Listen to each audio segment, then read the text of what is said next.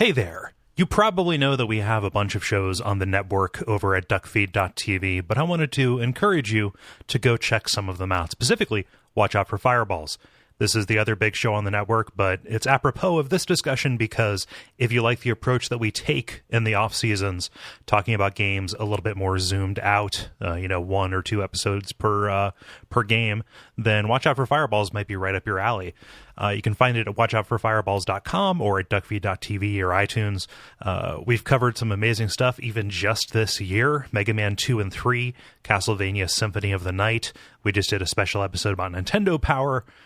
All of that. It's like a game club kind of thing.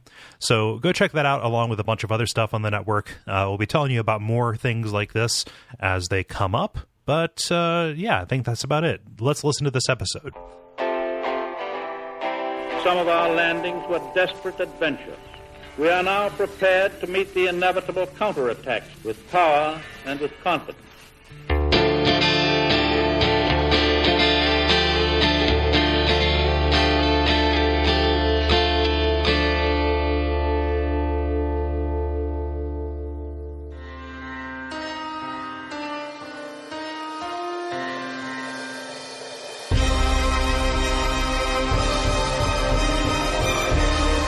This is Gary Butterfield. This is Kole Ross.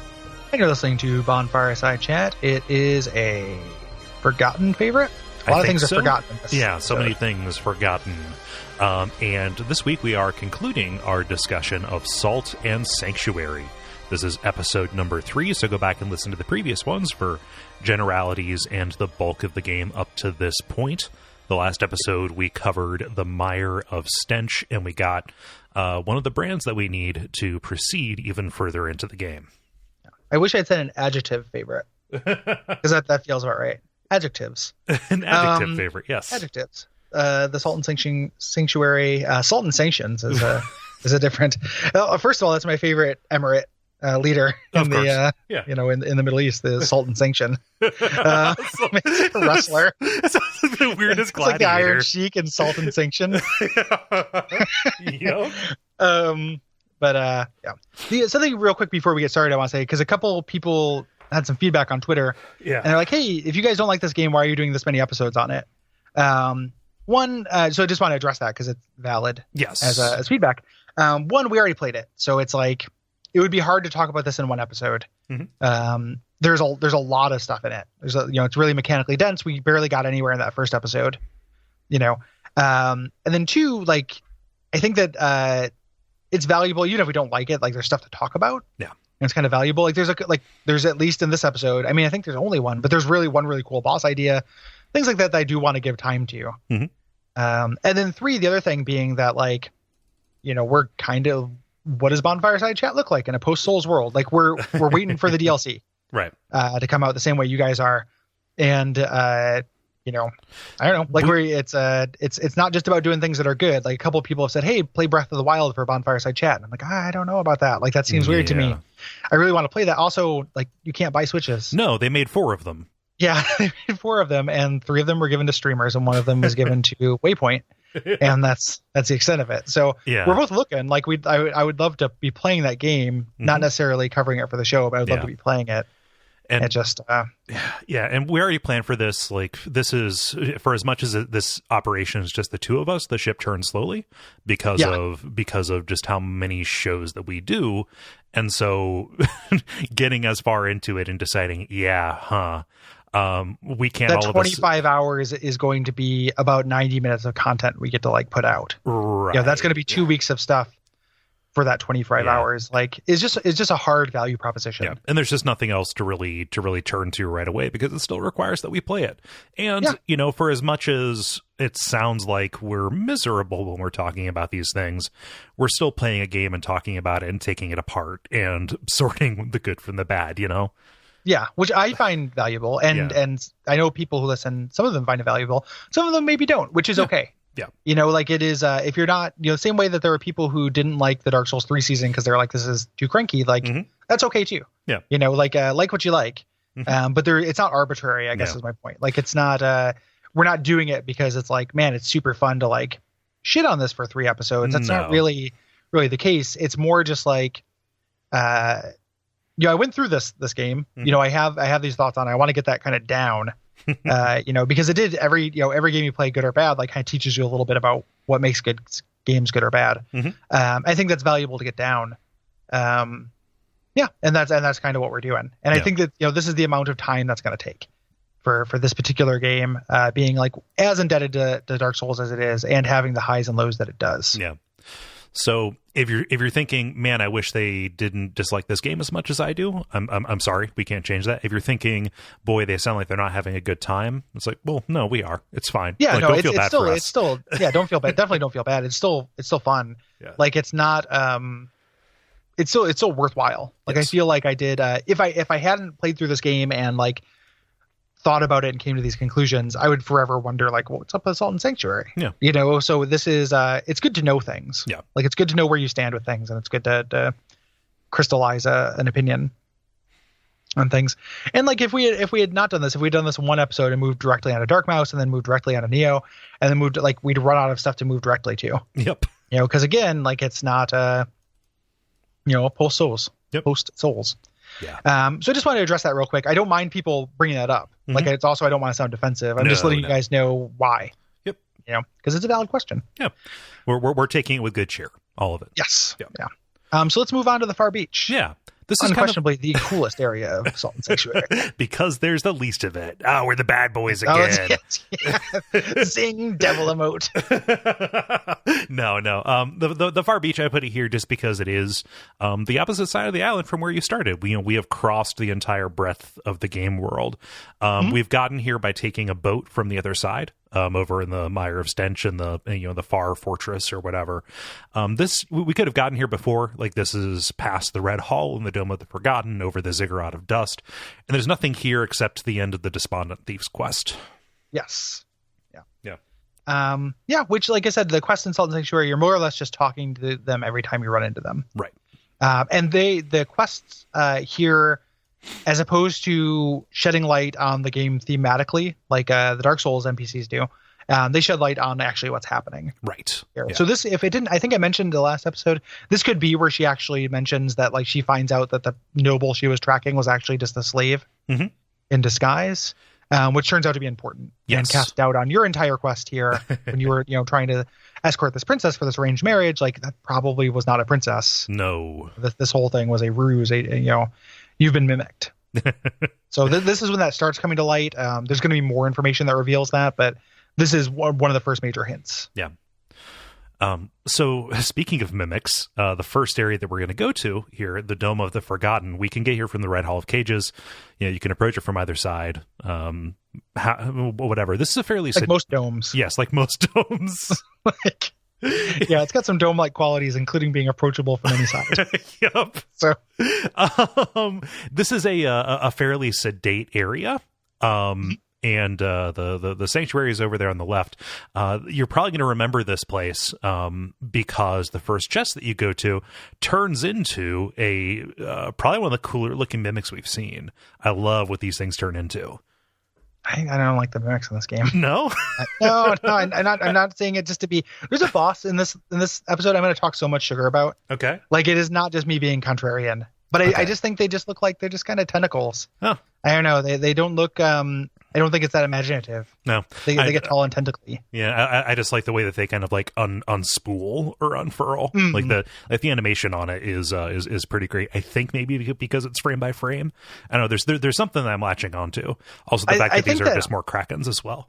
On the curve, like I think they look cool for Salt and Sanctuary enemies. Okay, yeah, for sure. Like I think just as far as like mimics go, like that weird crab walking mimic from Dark Souls 2. Like I don't know. I just don't think this guy's in the same league, that's as mimics in general. Yeah. He's a lesser mimic, but mimics are among the coolest things that can ever be. Right. There we go. Yeah. So he's a cool mimic, just because all mimics are cool. Right. Are we declaring a global variable or just a local one? This is just a local variable. Yeah, local variable of cool mimic. These are mimcoos. Wasn't that a dot hack game? Mimku or no. Local variable of local variable of cool mimic. Yeah. Okay. So they kind of unfurl into this like tentacle tall like character there, and they're mimics now. were you able to tell if there are tells? Because that's a really important part to being a cool mimic in my mind, and I didn't notice any. No, but I have a visual problem with this game anyway. So like, and when I say problem, I mean me. It could be a color thing. It could be something about the desaturated nature. But I couldn't tell a mimic was a mimic until it was a mimic. After this point, I just attacked every chest. There could be some tell. If there is, go ahead and send us a screenshot via email or any of those things. I couldn't tell, but there's no Dark Souls 2-esque kind of penalty for attacking a chest. It won't collapse and turn into garbage, so it just adds a new step from this point on. Yeah. Yep. Yeah. But the main path around this kind of involves going up and around over kind of this scaffolding, and we also have these light platforms that will phase in and out. Yeah, we've made their first appearance at Hagar's Cavern. Yes. But now they're back, baby. Yeah. So there's some new enemies here. We have these Hornet Steel, which is another one of these enemies that is right out of Castlevania. It's a big flying archer kind of guy who will harry you throughout the area. Then we have these invisible creatures. Yeah. Which is I think is like a tricky thing to do in a game, having these creatures. These are the Whisper Men. Yeah. Which sound like God, what's the Doom Patrol enemies a lot to me, and these kind of float at you from various angles, and they attack in groups. Right, and there are Whisper Ladies who kind of attack like the Pale Witches. Yeah, yep. So the game is still doing a good job, I think, of like introducing new enemies. Kind of throughout. I just did a quick spot check on the Salt and Sanctuary wiki. It doesn't look like there's a way to tell them apart. No, the Mimkus, which that's strike one for mimics. Yeah, that's lame. Yeah. So as you kind of continue through this on these floating platforms and kind of things, you eventually come to the first boss in this area. There's a 2-boss zone, the Untouched Inquisitor. Is he forever alone? Is he incel? The incel Inquisitor, the Untouched Incelator, Incelator and Skeletor. The guy. Skeletor. He's this is a real evidence of they're just like the adjective. Like, and just spinning the wheel, King, Hierophant, Priest, Inquisitor, and this fight, like, kind of bugs me because I think it looks like he's always standing profile. Yeah. Which I think is dorky. Like, I think it's really like the way he's just kind of floating like a literal paper cut the entire time. I think is super dorky. Yeah. No. This is just such a simple fight. Like, I don't know why this had to be here. There's like their story, but it's mostly about a family of a kingdom that I don't know. Well, and that ends up playing into the greater cosmology again, just like the +1s for Salt, where the idea that this island is collecting places. Right. So we get these these little short story things if you read the appropriate item descriptions and craft the appropriate weapons. Yeah. That we learn about the Dome of the Forgotten that way. He's got 2 sickles on chains like Kratos chains. The frustrating thing about this guy is he's always kind of floating, so you have to get under him. And his attack is either going to send the chains outwards or inwards, and the windup is very similar. So, like, I remember when I fought this guy, it just ended up being trading a lot of hits. Yeah. Like, he doesn't have a lot of HP, but he also, doesn't do that much damage. So you can just kind of tank through a lot of this dude, which is what I remember doing. Yeah. And at this point, having passed that weird nightmare gauntlet of the Red Hall of Cages and Hagar's Cavern, I feel kind of like we're over the difficulty curve a little bit. We are. There's a couple of bullshit bosses coming up, right? I think, but the average has kind of gone down. Yeah, there's a good stretch here where we're just kind of where we're just kind of doing like these big dude fights. Yes. Yeah. Yeah. Speaking of, you take an elevator that gets you to the upper level, the very tippy top of the dome, and we fight the third lamb, which is a pretty cool fight visually. It's like it's a hippogriff with a Hellboy arm. Yeah. He's a bound and broken thrall of the Untouched Inquisitor. And he mostly attacks with AoE breath attacks and bites, but it's really just kind of very easy to get behind it. He has a lot of different attacks because he also has a stinger that he'll do that poisons you instantly. That's kind of tricky. I remember having a problem with this dude.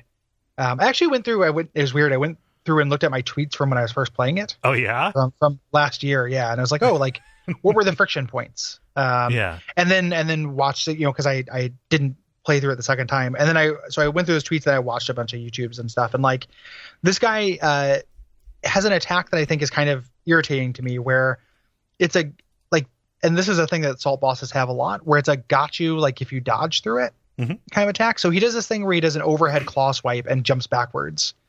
And you dodge the first one, but his landing, when he lands, he does damage. Okay. So you can't dodge forward. You can't dodge an attack and hit him. So it's essentially just like a neutral attack.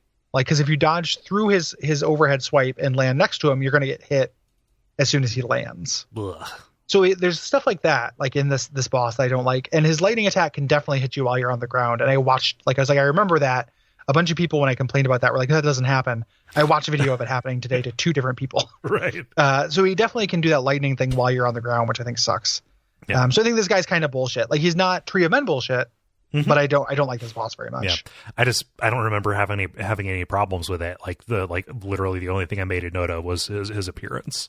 Yeah. It depends also on your DPS too. Like, you probably were doing more damage than I was. Maybe. But by this point I was using those shears. So yeah.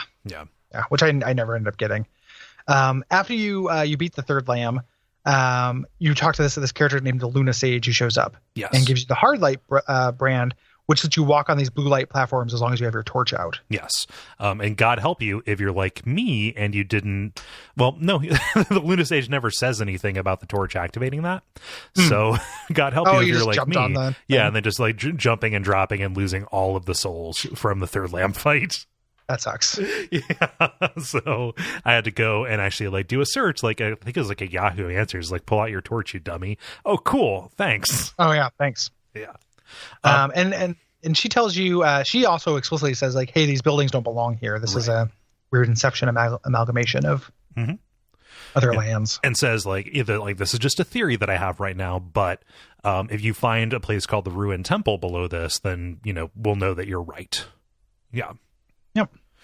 Yeah. So this hard light brand lets you get into a couple of different places. There's an optional place that you can get to from the Red Hall of Cages through an illusory wall that gets you to Cran's Pass.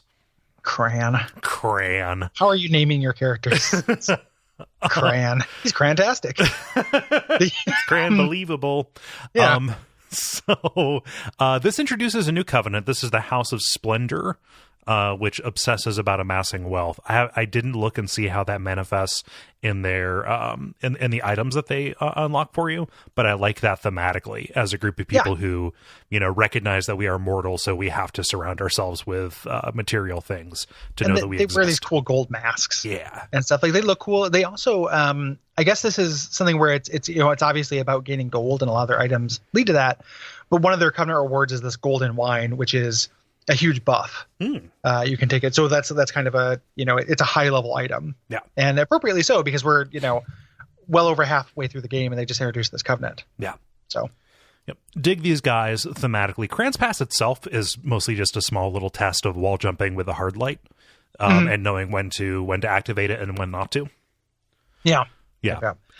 And the boss here was, I didn't get to this guy. I got to the covenant. Maybe I did fight this guy. I didn't fight Merdelia Mal. That was the... I didn't beat the Forgotten King. Those are the 2 optional bosses I didn't get. Maybe I did fight Ronan Cran. The boss here is like a dual fight. And people have said, I've seen this written elsewhere, that this is like Salt's trying to do, or like their take on Artorias. This is supposed to be an Artorias homage with the character and kind of his backstory and stuff. I can see it a little bit. Like, it's a fun enough fight. The problem is it's way too easy for an Artorias style thing. It's very weird when it shows up. Yeah. Like, it is it's very late in the game and it's pretty easy. Yeah. Because like this is a weird thing. I wonder, I would love to know the decision-making process behind this balance decision, but he will charge up and, when he is charged and aggro, he does more damage. However, the charging takes a very long time and he's incredibly vulnerable when this happens. And you can knock him out of it. Right. So, which again, that's Artorias. Artorias does that. But you have to be very close. Like, this might be one of those things where the game, in the transition from 3D to 2D, just kind of loses something. Because when Artorias starts to charge up, unless you're very close to him, you're not going to have time to knock him out of it. and it ends with a really devastating AoE. So like, it's a real risk reward thing because Artorias is the best boss in that series. Here, because it's 2D, like you're always pretty close to Ronan Cran. Like you're pretty close to every boss. Yeah. At all times. Like, the game doesn't give you that much space to work with.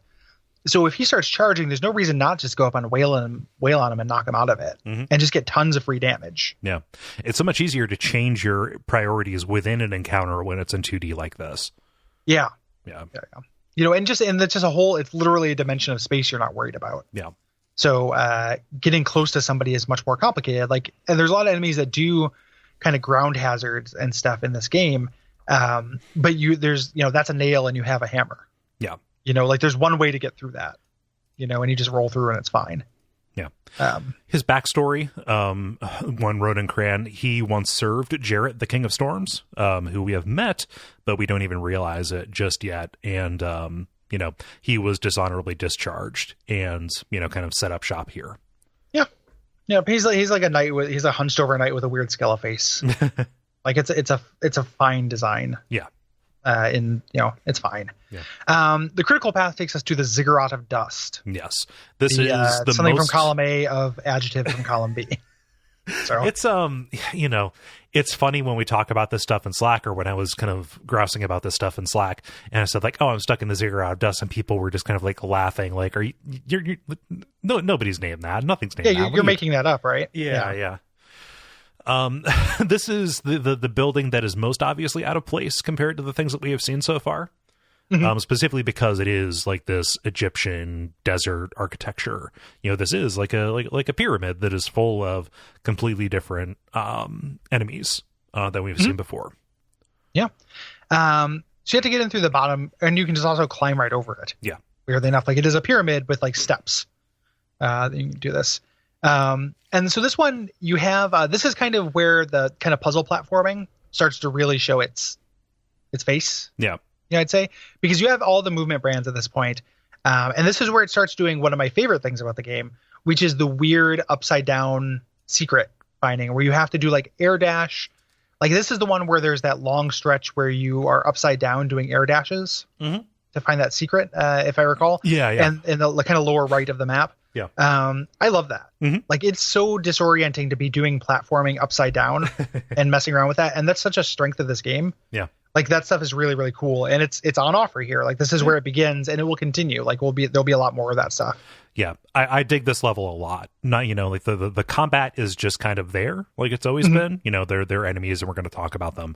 But just the fact that they can assume that you're going to have all of the brands, you're going to get your last one here after you beat the first boss of this area, that they can build these really cool little runs that you're going to do, going in and out of, gravity flip. Like it has a tremendous amount of variety and flexibility, and I love when a game makes me look at a space in a different way.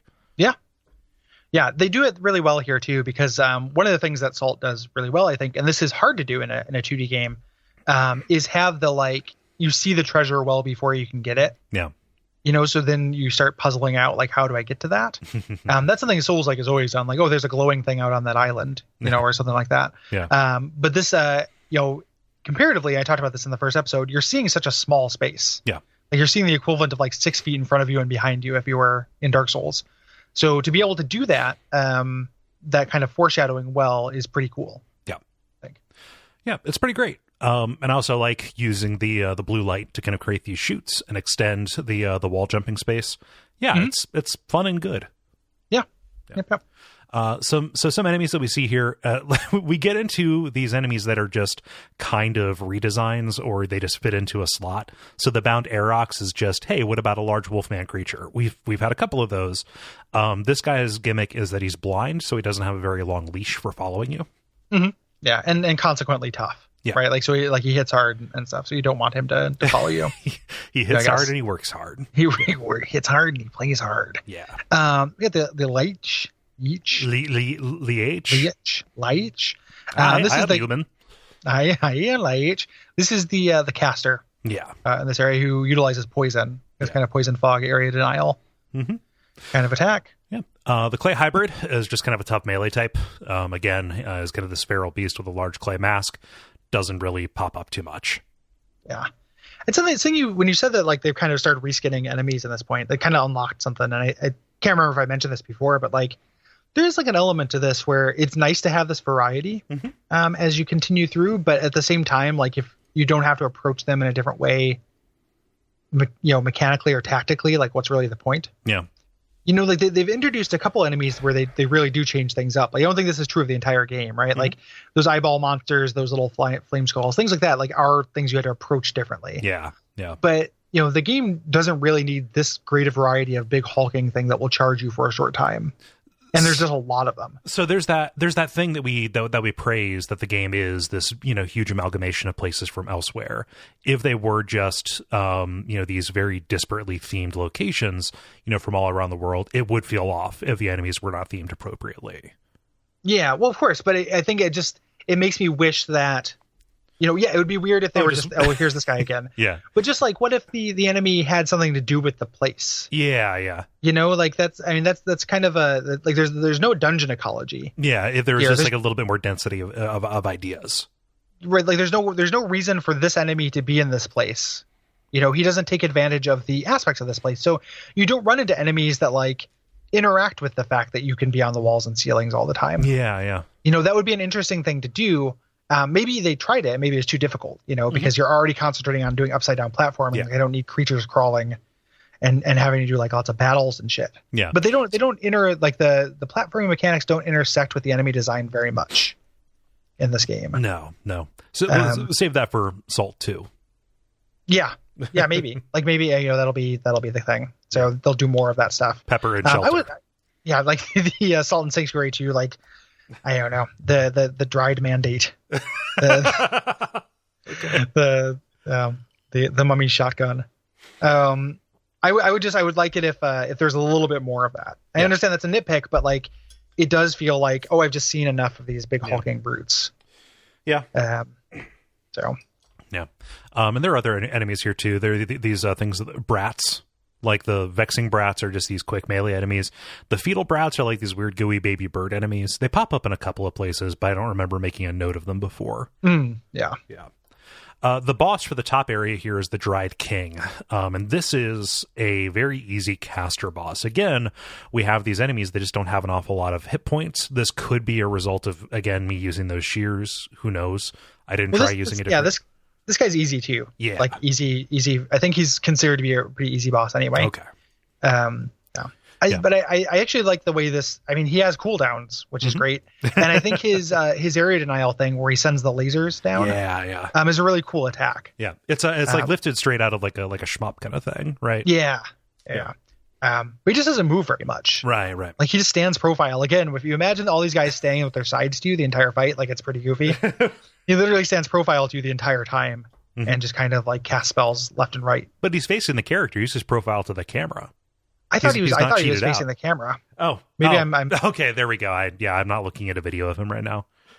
Yeah, I reviewed him today, and I could be wrong about that though. Yeah. That was one of the things I noticed is like all these characters are facing the camera the whole time, and that's silly. Yeah, there we go. That makes sense. We had a similar complaint about the Queen of Smiles as well. Yeah. It's kind of this would look goofy to your guy. Yeah, it's not as bad as the Untouched Inquisitor, which like literally is stock straightforward. The Dried King turns its head. Right. So. Yeah. He also does like a spread shot of fireballs, kind of like Dracula. Yeah, but mostly this is kind of like a Dracula, like kind of like a Castlevania Dracula fight a little bit, because it also does that AoE fire thing next to you as well. Yeah, it does like a low stakes version of that. Yeah, pretty easy though. Yeah. Above him, there's another NPC, the Black Sand Sorcerer, who's kind of been enthralled by the king and doesn't really believe that the king is dead. And he gives you your brand. This is your last one. This is the Dart brand, which lets you dash in midair. Yeah, which is really fun. Yeah. And makes getting around much faster and more fun, and obviates kind of the problem of how it can be frustrating to like run past enemies. Yeah. In this game, like, this makes it much easier to do that. Yeah. You can dash twice in midair, which was something that I had to learn down at the bottom of this stage when there was just a jump that I couldn't clear. And so that ends up working very well. Like, I think this is a good and satisfying movement technique. I think so too. Yeah. We're going to see the Black Sand Sorcerer later. They end up kind of being somebody who gives us a little bit more information. later on, which we're going to see here. They were on a mission that is really similar to ours, delivering a princess to another kingdom, and the details are very hazy. Like, he can't remember which kingdom he was coming from, which one he was going to. And he theorizes that this island is home to a demon that collects being a very important verb in this. So his quest eventually leads him to the Shivering Shore, having retraced all of his steps, but kind of in a Dark Souls 2 style fashion, having lost his memory as well. Yeah. Admitting that, like, he's in this cycle where he keeps dying and the island keeps bringing him back. Yeah. Yeah. And this is the smoking gun for, like, and everything this guy thinks is pretty much true. Oh, true. Yeah. So he kind of tells you the plot. Like, yes, like, this is kind of a, like, demon maybe is not quite the right word. It's like this aspiring god. Yeah. But there is a force on the island that is doing this and collecting things. Yes. I actually love that he had the same mission as you. I think that's like a narrative kind of like really, really great stroke, because it makes me think of like the king of this island, the nameless king or whatever, doing kind of choosing from like a wheel. Yeah. Like and it mirrors video games in a weird way. Like when you choose video game backstories. Uh-huh. But that don't actually matter. Like it almost has this little meta sense to it. Yeah. Like it doesn't actually matter what brought you to the island. It could be any of these things. That's not the point.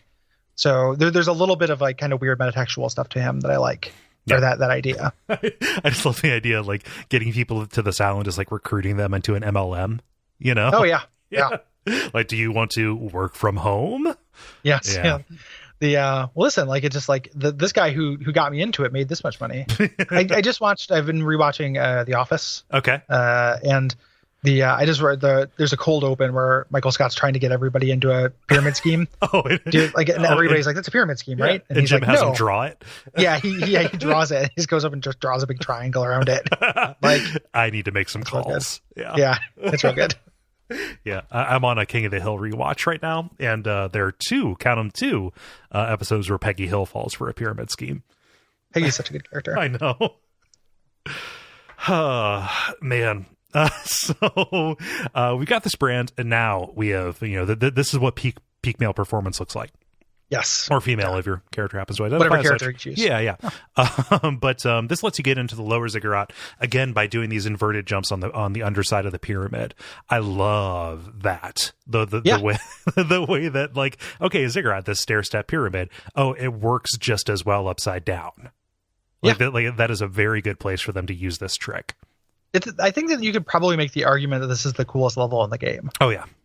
I'm thinking back to the other levels I played, and the visual design of the last area where the rain is falling up is very cool. Uh-huh. And visually, I think this is no great shakes. No, like, it's I just don't need sandstone to ever, blocks. Yeah. I never need to explore another pyramid in a game. Like it's fine, it's done. It's sewers, But the actual way the platforming articulates in this is probably as cool as it gets. Yeah. Yeah. This to me is what like the Red Hall of Cages is to other people, I think, who really like that level. Okay. So. Yeah. So the bottom part of the pyramid is literally the bottom of the pyramid. This is the upside down platforming section that we talked about that relies on knowing you can dash twice in midair. A couple of bummer enemies in here, actually. We've seen these spear imps a little bit before, but they are real problems here. They're straight up just imps from Castlevania that come at you with spears. Yeah. Yep. Yeah. Bed spider is this gigantic spider. These drowned porcelain, Gary, I hate these things. The little dolls that do their leaping attack and tackle like 6 of them. Yep. Yeah. I'm also not into these guys. Yeah. They always kill me, and like it's kind of a cool design because they're little creepy dolls, which is like okay, that's fine. But I find them very obnoxious as well. Yeah. Mostly because I don't like things that have a tackle attack in this game. No. Same thing with the xenomorphs we fought earlier, which like they can chain tackle you. Like as you're getting up, one of them tackles you. Yeah, these things, it feels like they have a very similar kind of thing. Also, they kind of get up from background clutter, it seems like. They're in little piles at the bottom. And you can't really see them. It's not like a mimic thing. Like they just kind of appear. They kind of fade in from background clutter. Yeah. So they're like traps. Yeah. But like super deadly traps. These things suck. Yeah. So the boss down here is the bloodless prince, who I guess is this clay golem, this homunculus that was made of the dried king's like younger brother, that just kind of kept accumulating dust and dirt and became bigger. Cool story. I like that. This boss is pretty much just what is it, the Kraken Cyclops all over again. Very similar, except you're just like literally fucked if you keep any distance right from him, because he does this belly flop attack, which I don't know how you avoid. Right. Like my roll is not long enough to keep enough iframes to get through it, and he will kind of chain do it. Mm-hmm. So you have to be close to him. The frustrating thing about that, though, and this is something I like found my old tweets about, like, which is a weird, like I did like a paste bin of all my old stuff. It was really nice to have my own notes, actually. Oh yeah. Going back through this, like, I should do that more often. But the just for me, like, I'm not saying like I should publish that, for the world, but it was very useful for me to go back to this. Yeah. The thing about him doing that at distance is that because this game has tons of knockback, if you get hit by that first like pound down, which has a pretty slow wind up to be fair, but it's followed by one right between his legs, which is where you're going to be rolling to, you get knocked back quite a bit, and you get knocked back far enough to where you can trigger the belly flop. And I feel like once he starts belly flopping, that's really it for you. Yeah. Because that will hit you while you're on the ground. It'll knock you even further back from him, and that's what triggers him to do the belly flop. Yeah. So it's just you have to be really close to him, and you have to not get knocked out from that, which is tricky. Right. So it's not, he's not Witch of the Lake hard. Like, he's not as hard as it can get, but you still get hit while you're down, and it still ends up being like a fairly frustrating experience, I found. Yeah. I gave up on trying to even like roll through him or get behind him. Like, I very much was in the same kind of vein of like, okay, don't get too close to him, don't get too far from him. Just hope that you can either soak or dodge his fist slam attacks. So it was just a matter of trying to like lock him into a pattern by exploiting his AI. Yeah. Yeah. Which at the very least, he has a place, like a midway point for rolling through him. Yeah. Because the dragon boss we're going to talk about this time doesn't. And that's something I didn't even have to look at my notes. Like, I got very frustrating with Scree or however you want to say that, that the random collection of letters they decided on a name for that guy. Yeah. But this guy, at the very least, you can roll through him if you want to. It's just, Yeah. So our friend the Scarecrow makes another appearance after this. Again, you don't have to talk to this guy when you do. If you want to get an option for the ending, then you do want to talk to him. He asks like, "Hey, do you know what I do? Do you know what I've done?" Well, the last two characters have told me. Yeah. So, well, yes. I don't know that he is the main chief, the head honcho. Yeah. But regardless of how you answer, he admits, I claim them. Souls like scraps bound in dying flesh, I claim them. Kingdoms of dust and lies, petty princes, corrupt lords, I claim them. So again, a little bit of this is his brag track, his boast track. Yep. He's in a rap battle with you. This is the next area I can't speak to because I did not find this my first playthrough. It is like Kran's Pass. It is very slight. Have you watched videos of it? Yeah. Okay. Yeah. So this is a pretty well hidden area. You make a couple of not leaps of faith, but you have to use the blue light brand and the dart brand to the left of the Dome of the Forgotten to get up to this tree that is holding up a gigantic fortress. Okay, pretty cool. Mal's floating castle is a little bit close to Howl's floating castle for me. It's very close to it. Yeah. I like Ghibli, so whatever. But this is just a small area that is not even like a test of understanding the way gravity flip sections work. No more so than the Ziggurat of Dust, which you had to beat in order to get here. Yeah. You're introduced to a couple of enemies for the first time. The Crypt Keeper is kind of this large animated armor. Boys and ghouls. Yeah. Large animated armor that just kind of attacks with a large axe. We're going to be seeing a lot of these later on. And also these kind of cool enemies, these Mother Merle enemies who are kind of like women who are fused with like dress mannequins, like with a gigantic like wire frame at the bottom, who will kind of tackle you and then like lower their cage half over you and sap your life away. Yeah. So neat visual stuff. Like it is cool. I don't know what this is aside from a home for just a kind of okay fight against Murdiela Mal. Murdelia. She's she's got murder in her name. Yeah. This is ridiculous. Your naming convention, Salt. Yeah. In her description in the bestiary, her species is called a murder fly. A murder fly. Wait, like, you can't start trying to be funny now. Like, this is the most serious game. Like it's literally, there's a pumpkin head and a chef outfit, and those are the two things you've done to try to be funny. Potato armor. And the potato armor. And then, but now you like the optional like boss of this is a murder fly. Give me a break. Like, what are you doing? Yeah. Like they're gonna go for Blutterfly, but it was taken, so they couldn't do Blutterfly. So Yeah, Butterfly was taken by a roller derby team. Yeah. Yeah. Of the Houston Blutterflies. So, yeah, Blutter Girls. The Blutterflies are big fans of Dishonored too. Oh yeah. Yeah, exactly. This is like there's nothing much to this fight. Like, it's just a caster fight again. She's got these homing strikes and she teleports, but we have other enemies that are very similar to that throughout the rest of this. And like, the big thing is, at about halfway through, she starts comboing with a melee attack. Like, that's just about it. And so in a game that, like, I love me a good caster fight, right? Like, we're gonna see a few of those. We have seen a few of them so far. I thought, based on this thing's appearance, that it was going to be an homage to the Dark Lurker or something like that. Yeah, but no, not the case. No, it's not very dark lurkery. It is kind of a cool looking design. Oh yeah, you know, like moths and butterflies are spooky. You know, so it's got that. And I can't really speak to the fight because I didn't really fight it. You know. It's easy. There wasn't that much to go for. I'm not using easiness even as a pejorative here. There just wasn't that much texture or anything really to hook onto aside from these homing strikes. I mean, it is, I think, by all accounts, like a pretty superfluous fight. Yeah, you get good armor up here. You get the demon gear, which is like samurai equipment that is kind of like medium to heavy. I don't know what armor class it is or armor tier it is. But it's worth getting. Like, I used it. The critical path is the ruined temple. Yes. We've been here before. It feels like whenever we've left the Red Hall of Cages or gone under the Ziggurat of Dust, we've kind of passed through this. There have been a couple of shortcuts even up to the surface that have passed through it.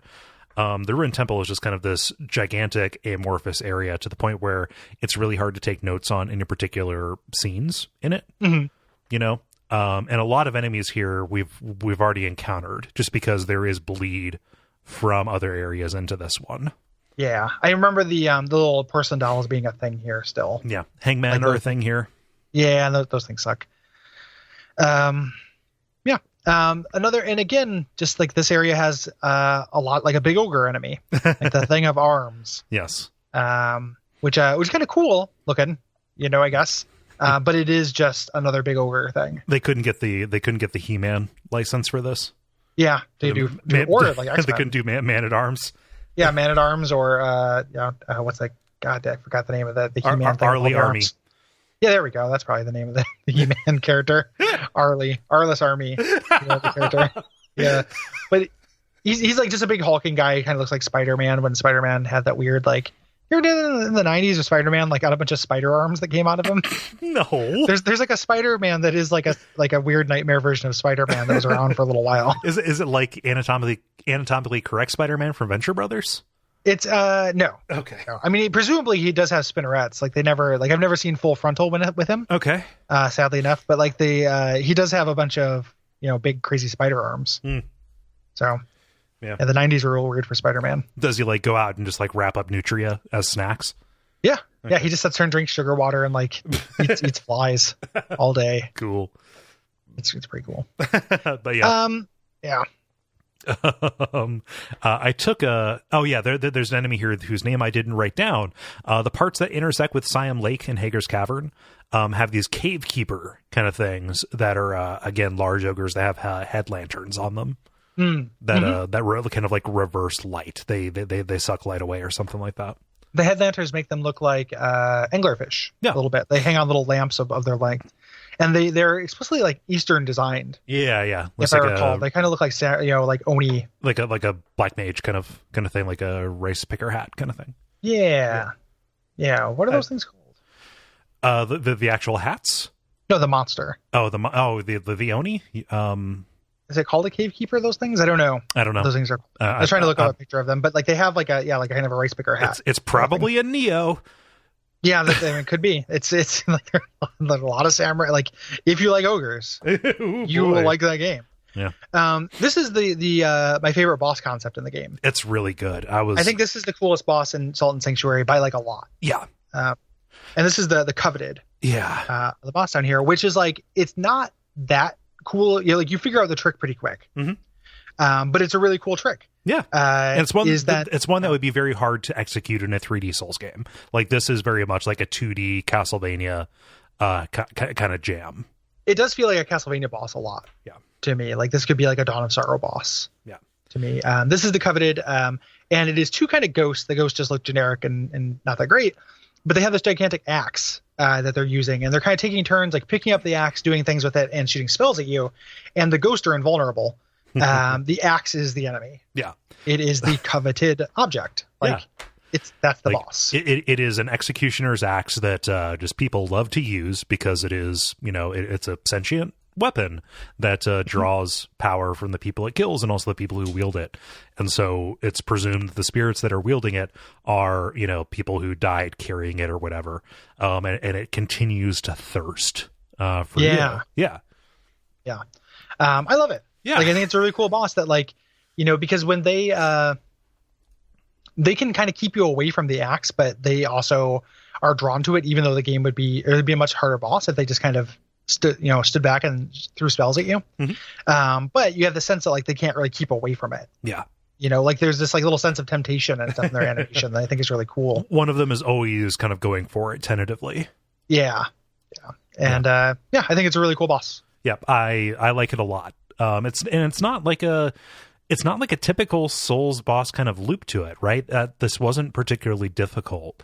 I kind of figured it out, and I think that I may have one shot or two shot it in terms of time going for it. But still, it was great. Like it didn't require iteration, which is what I would have really preferred. A lot of stuff would go for. It's to me, it's like it is pretty easy, which is fine because it has an idea behind it. Yeah. And that's something that you can't say for most of these bosses. Like there's a concept behind this in the same way that there are concepts behind like all the Dark Souls 1 bosses. Yeah. And this is and it's a concept I haven't seen. It's not just like, oh, this is Salt and Sanctuary's take on Priscilla or something like that. Yeah, this is which Priscilla. They could do. Yeah, this is something new. And like having that kind of concept is super important to me. Like I've always, bosses like Priscilla, which like some people are just like, oh, she's too easy to be good. It's like, no, like there's a really cool idea behind this boss fight. Like that's good. That's good. Give ideas. It's a good boss, bro. Yeah. Good boss. So I really like this boss quite a bit. Yeah.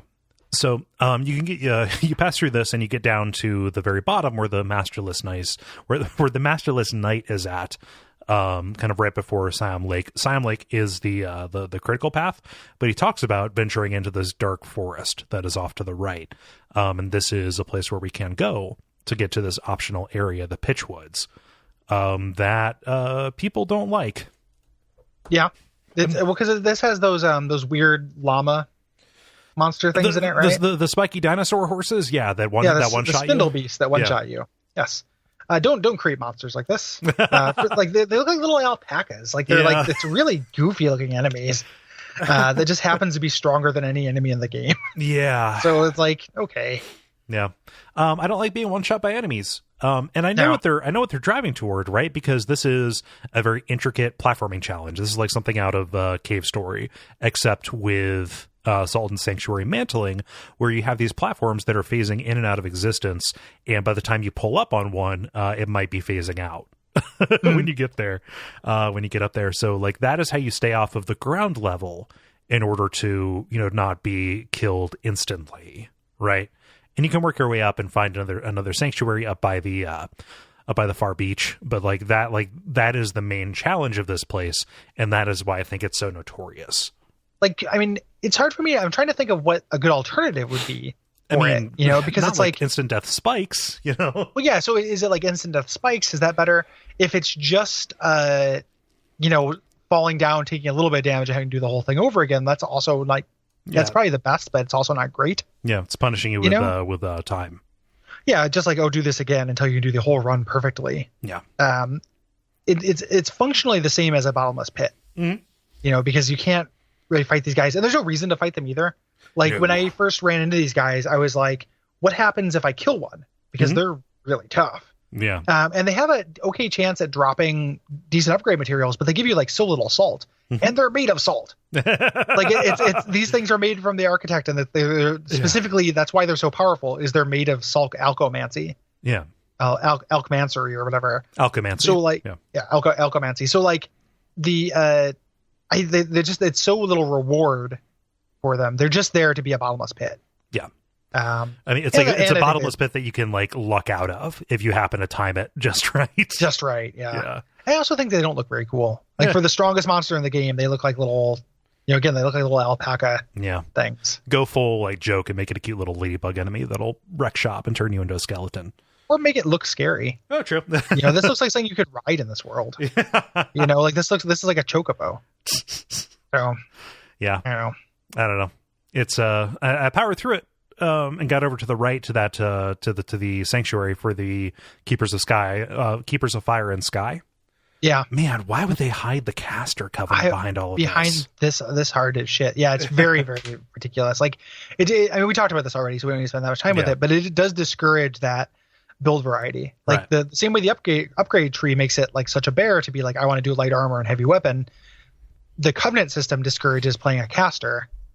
Because like you can still play a caster. Yeah. Like you can get a little bit off of the 3, I think.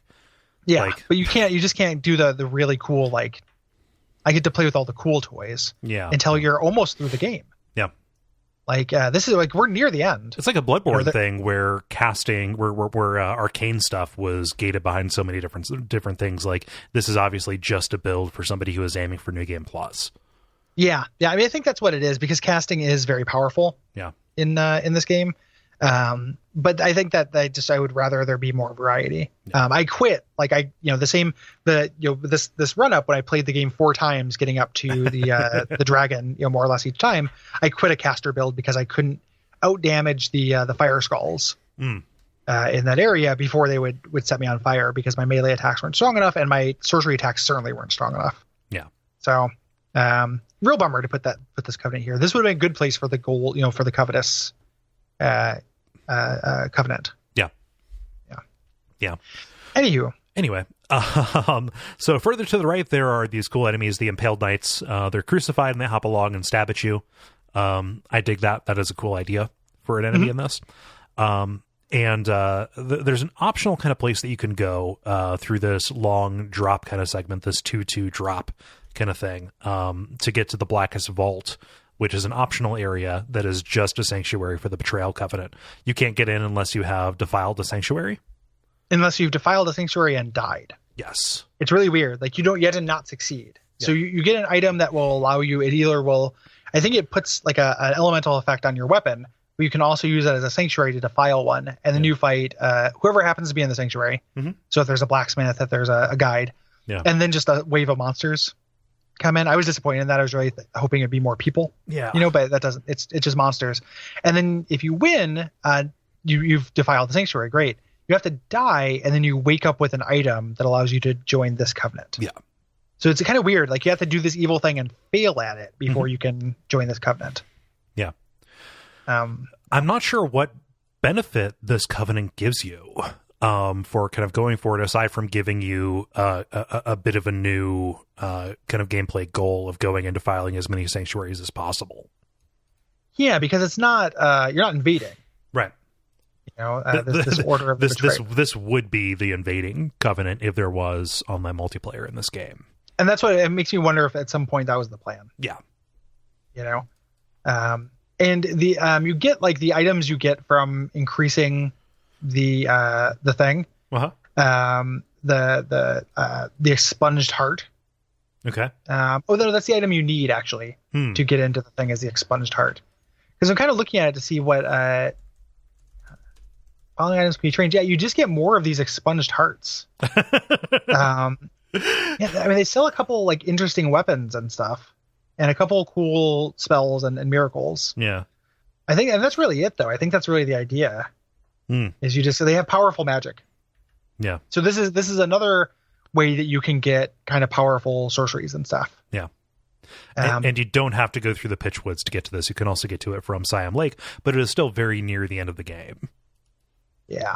Yeah. Yep. Yeah. So the boss of this area, way over to the right, is Karstjaw the Cruel, who is just Nito. Yeah. I'm not saying like, oh, isn't he Peachy Tops the Keen Nito? No, this is Nito. Yeah, he's got the same moves essentially. Like he even down to the like plunging his sword into the ground and having a bunch of blades come up. Yeah. He has like the same windups too. It's like the same. This guy is very, very slow. Like this is a way easy boss. Yeah. And has really, really like kind of slow windups and attacks, and just doesn't have very much HP.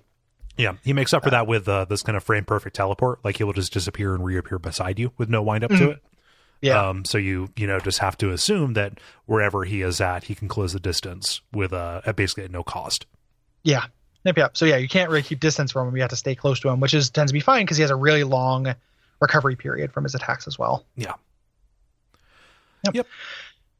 Past him is this like kind of long black subterranean beach, and this is where you end the Masterless Knight quest. What does this remind you of, Gary? Ash Lake. Yep, and also Siegmeyer's quest at the end. Nowhere near as effective, but like this guy, this happy-go-lucky adventurer who wants to slay the dragon because that's what adventurers do, has completely lost his will to go on. He's completely dispirited at the end of this because you defeated his reason for being here like 3 bosses into the game. Like it's like this guy's arc is like an hour in. Yeah. I should defeat this dragon. Then you immediately go defeat the dragon. Then you don't see him for 12 hours. I'll be here if you need me, guys. He's hey, I'm gonna go kill myself on a beach. Later, bros. I don't think this is particularly well handled. No.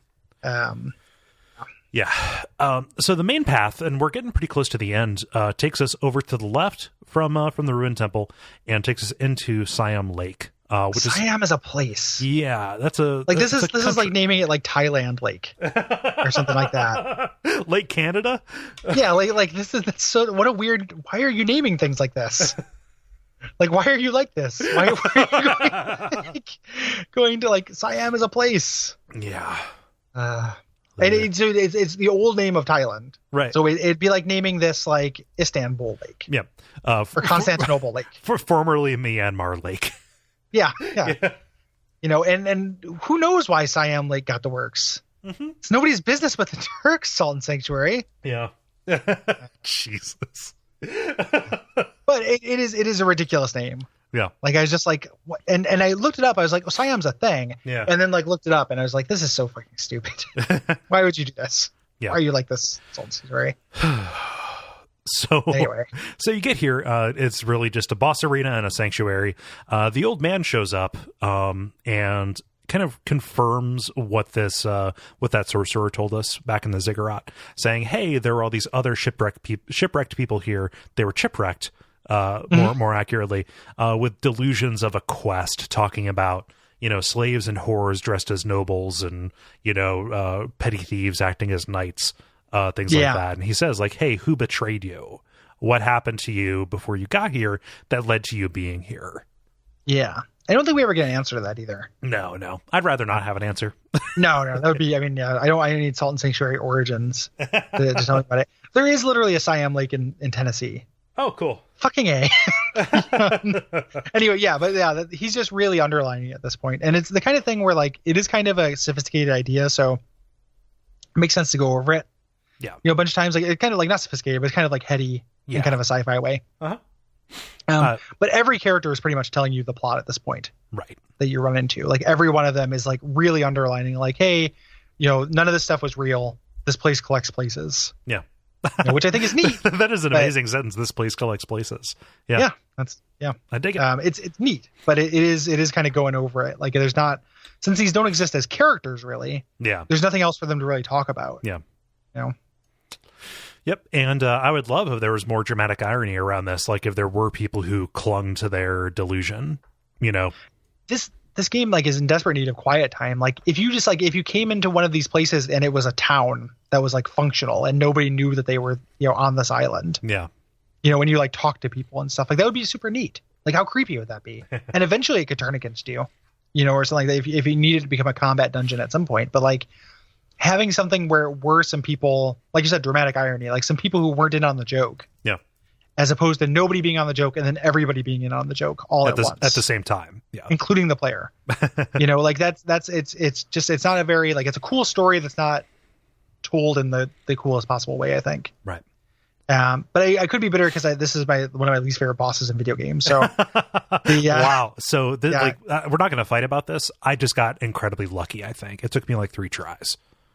Yeah, I also looked it up too. I was like, is this just me? Because Liam, your friend and mine from the Slack board, is every time I bring this up, just like, she's not hard, which is like, that's like the worst response. Yeah. It's like, I hate that so much. Just like, it's not actually like your thing that you felt wasn't true, you know, because I looked out on it. So that must apply to everybody. Right. I hate that. But I don't like it. Like I'm really serious. I'm mad at Liam. I'm not. But I looked it up and it's like, oh, like, you know, I watched like the Yellen Gamers top, you know, the Salt and Sanctuary bosses ranked easiest to hardest, you know, so I'm not alone. Like the Salt and Sanctuary community said this was the hardest boss in the game, according to them too. And like I've seen other people complain about it too. So, but like your experience lines up with mine, where when I beat the Witch of the Lake, it was just good die rolls. Yeah. Like for some reason, the final time I did it, very specific like memories of it, after 10 attempts, like I tried 10 times, she just didn't do cast. Like she just didn't cast. She just did melee stuff. I don't know why. I wasn't doing anything different. I wasn't baiting her into it. She just like, it was like an AI like memory leak. It was like, you know, Bloodborne 1.0 Abritus. And all she did was melee attacks, and I just beat her and I barely got hit, and I felt awful about it because I didn't feel like, oh, I did something cool. Yeah. I learned anything. I just lucked out. Yeah. So this is the Witch of the Lake. She is a caster boss with some infamy in kind of either direction, I guess. And her kind of whole thing is that she is like the mega caster boss. Right. And what she's trying to teach you is air dashing through her stuff, because all of her attacks, either she has like one big shotgun spray of bolts, and then she has several other variations on homing. Yeah. Like she summons these like crows or something. Yeah, they're like little pursuers almost. And those will either go directly for you, or they'll do kind of like spiral patterns. Yes, that's still home in on you. Yeah. So you kind of have to dodge through them. The thing that I think sucks about her, and then she also has some melee attacks that she does if you're close up, that either chain or don't. It's that kind of thing. You can't really tell before she does it whether she's going to do the follow-up, which is kind of annoying, but that's par for the course here. Yeah. But the thing that I hate about her is that all of her, I was like spec'd up for arcane, and I didn't do the optional areas in this game. There's possible I could have had more stuff, but with the best arcane stuff that I found, like the arcane ring and stuff, getting blocking any of this stuff would deplete my stamina completely and set me up for a follow-up. And then not blocking it would always kill me because they just chained into each other. Mm-hmm. So everything was effectively a one-shot. Yeah. All of her cast. You just had to not get hit by them. She can hit you on the ground with them, especially the homing stuff will definitely hit you on the ground. Mm-hmm.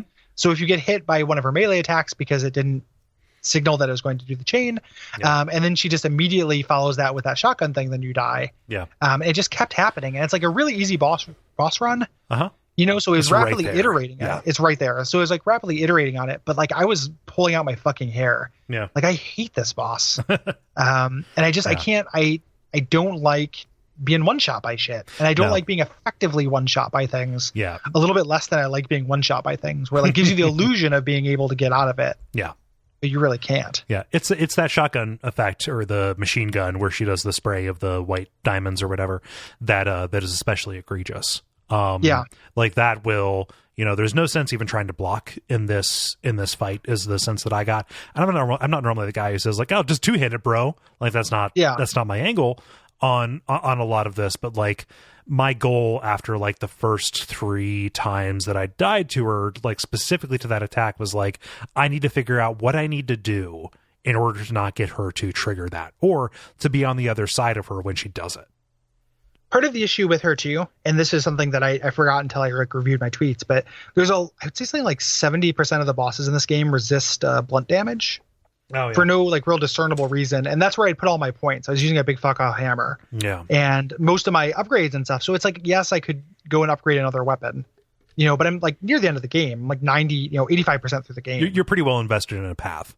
I've learned this moveset, and I really like using this weapon, and she resisted. So I was not doing very much damage to her. I had like a backup sword I use sometimes, but because it wasn't that upgraded, it didn't do that much more damage. Right. And there's nothing about her that signals that she would be resistant to blunt damage. No, she's wearing a robe. Like, the only thing that, like, that... She looks like a Halloween costume, too. I mean, even just going more into it, like, this is a stupid-looking boss. Like, she's wearing a Halloween witch hat. I love that there are, like, crab legs sticking out from below her. Like, from underneath the dress. Yeah. I don't know. Like, that, it feels like Mad Libs to me. Huh. Like, I mean, they didn't want to just make her, like, literally a witch. Paper cutout, like you'd put on a window, like literally the Wicked Witch of the West. So they just kind of, what could we do to make this look a little bit cooler? Yeah. I don't know. Like this drove me nuts. And that just like plays into that signaling thing where like what something is weak against, none of it follows. Right. In this game. Like you just have to kind of trial and error, and what it's strong against, none of it follows. Like it's a woman in a robe. Like I don't understand why like you'd be resistant to a hammer. Yeah. I don't know. I hate this boss. Like it is really, it's like bottom 5 all time for me. Like I really hate it. Yeah. So. I can't have as much vitriol for it just because I went into it expecting the worst, hit my head against it a few times and then was done with it. And it was just because maybe I intuited or got lucky with avoiding those homing things and just tried very hard not to trigger the shotgun. Yeah. Yeah, the shotgun is the big problem, which is it happens if you keep any kind of like real distance. Yeah. From her for the most part, but that middle distance, that middle to long distance, is when she does the other homing things, which like are easier to dodge. But I did not dodge them with 100% accuracy. Yeah. Which is what I've needed to do. So I don't know. I got very frustrated by this lady. Yeah. And I think this was the as much as I've been bitter about this game, this recording session, this was the turning point where I was like, I don't like this game that much. Like in my first playthrough. Yeah. I was like, this is too frustrating. And like, I also recognize, like I've played a lot of Souls games and Souls likes, like part of it was, I could have like put it down for a week and came back and maybe not been irritated, but I was ready for the game to be done and desperately searching for the ending. Yeah. Like, I'm like, this has to be close to the end. I've been playing this game for a long time. I really want to just put this behind me. And then to run into this wall was very frustrating. That wasn't like the end. It wasn't like, okay, this is the final challenge. Yeah. And then to make matters worse, like I stumbled into like the next 2 bosses, like the last boss is good. The next mandatory boss I don't think is good. And the next optional boss I don't think is good. And so I ran into the next optional boss thinking it was the mandatory boss. And I was like, okay, this will be the end. And then like couldn't beat him. And I looked it up and it's like, oh, this does nothing for me. Fuck you. So like I got very frustrated. Yeah. So the Witch of the Lake, we should probably say she is one of 2 sisters who is, the master of salt alchemancy. Again, alkali. Alchemancery is what it says on the wiki. Yeah. Alchemancery, like the place where salt alchemancy happens. Yes, the alkali flats. Yes, yeah. Blazing across it on a dune buggy. Yeah. Yes. Yeah. And we're going to meet her sister inside of this place. But this is like a gigantic, techno wizard's laboratory where we have these, alchemancers who are crafting the salt of the sea, this thing that carries the memories and souls of the of everything that has died in it, this, kind of poison of expired life, and is kind of using it to create these constructs and create false life inside of it. Yeah. Which I think this is not. I don't think this ties into the actual demon. No. I think it's just another place in the world that they took, even though it feels like it should tie into like the main plot because it's like salt. Kind of a cliche. This like black, because it's salt, and because it's not because it's the game salt, but because it has to do with alkaline flats, and and because it feels like, oh, you found the black science facility at the bottom of whatever. Yeah. It's like a Resident Evil ending. Yeah, it's the Umbrella Laboratory. Yeah. So the gimmick of this stage is that there are just these Mario pipes that they're like vents. They'll suck you through and they'll blow you into new locations. And you just have to discern how they connect. And kind of using these to get to either secret areas to get more resources, or if you're like me, make a balls out dash to the end of the game. Either of those requires a little bit of doing as you kind of iterate and just hope that you don't get dumped back at the beginning. Yeah.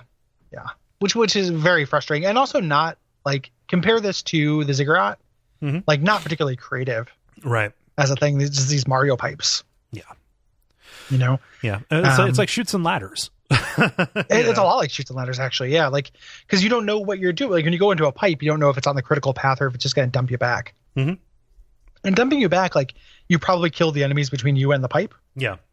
But you haven't done all the platforming between there too. You haven't done all the platforming. Or if you rest at the sanctuary and they get dumped back before the sanctuary, guess what? You have to kill the stuff on the way to the sanctuary. There's just no. It's like a shortcut, but it doesn't. It's just one way. Yeah. These little dumps. So like that's the frustrating part of it. Yeah. And I've never much cared for this kind of angle on it. Like Pipe World in Super Mario 3, I don't particularly care for that. Like it's just not it's not what I'm down for. It feels a little bit like a teleport maze. Yeah. Some cool new enemies here. This is a place that is full of saltless. We have encountered these a lot. These are the kind of regular hooded caster guys that have shown up in very small numbers. But these are concentrated here, obviously, because their salt has been harvested or used to create these things. Salt being kind of an equivalent of souls or humanity. And they cast stuff at you. We've got these awesome little eye scorpions. Which is a scorpion with an eye instead of a body. Yeah. If I could pick up any one thing from this game and like bundle it up and carry it to somewhere else, it would be this. I love this thing. It's pretty cute. Yeah. It's a good the eye stuff. The eye enemies are the common factor of cool enemies in this game. Yeah. And just because eyes, floating gigantic eyes are cool. Yep. Hey, guess what? Alchemanceri Knights, they're very like Slashulons. They don't even look different. They're just guys in armor. Yeah. Like it's just they're called Alchemanceri Knights not because they practice alchemanceri, but because where they live. I think that's literally true. Like they're just knights. Yeah. I couldn't find a picture of this, the salt fin creature. Yeah, it's like the big fish that guards the path back from the still palace. Yeah, it's like a big fish dude. Okay. Yeah. It's like a mini boss kind of. Yeah, a little bit, yeah. So there's not much to say otherwise about like the path to get here. You just have to again discern how to reach it, and we get our first dual boss, Dual, fighting the Architect and the Unskinned. Yes. So this is a melee character, the Unskinned. He's kind of like just like a big chargy golem. Yeah, big flesh golem. He's got like surgical stuff sticking out of his back. Yeah, Strongo. Yeah. And then the Architect, which also stands facing the camera the entire time, kind of floating side to side. Right. Casting spells, which are fine. And then does these, makes large portions of the level kind of untraversable, like creates these mines. Yeah. Down these AoE traps, which I found pretty annoying. This is a boss where, like, if either one of them is fine on their own. It's just get one of them down. Like, focus fire and succeed long enough to get one of them down, and then you can fight the other one. Right. The AoE thing, the AoE trap thing, though, can make that very tricky depending on how often she uses it. Yeah. Especially because, the Unskinned, his whole routine is just to attack you and herd you along the ground, as you're trying to avoid him, into a corner, like into a place where you can't, you don't have very much space to move. So like I recall, and also of course she can hit you on the ground. Yeah. So when he knocks you on the ground, she can lay a mine on top of you as well. So when you stand up, it triggers the mine. Yeah. Little things like that, which I just feel like shouldn't have been. Like you can probably allow for that kind of thing, right? Like if player occupies this space, don't put, she doesn't aim there. Mm-hmm. But it just, it just isn't. So it's like when I talk about this game lacking polish, that's the kind of thing I'm talking about. And that's very frustrating. Like I Twitter raged about it for a night, like a year ago tonight almost. Looked it up, and it's like, yeah, I kept like having her lay a mine where I woke up. Mm-hmm. Like fuck me, I guess. I just, what am I supposed to do about that? Well, you shouldn't. You shouldn't have made a momentary mistake. Yeah, I shouldn't have fallen down. Like I shouldn't have gotten hit while I'm learning the boss. It's very learning averse. It's not. I mean, I don't hate this boss like I do the dragon that's coming up or the Witch Lake, but like I still, I don't think it's any great shakes. Yeah. Again, didn't have that much of a problem with it. The only real issue was splitting attention, honestly, and deciding which one I wanted to take down first. I feel like it's pretty likely. And this is also partly my fault, so I'm not saying like this as a. You're not trying to steal my valor. Yeah. I'm not trying to steal. Well, it's not stealing your valor or like trying to like build mine up. But I think you're probably out DPSing me. Yeah. Pretty considerably at this point, because I know that at the very least, like a lot of the problems it sounded like that I had that you didn't involve like long enough timelines. Yeah. You know, which I was getting to because I was not doing tons of damage. Yeah.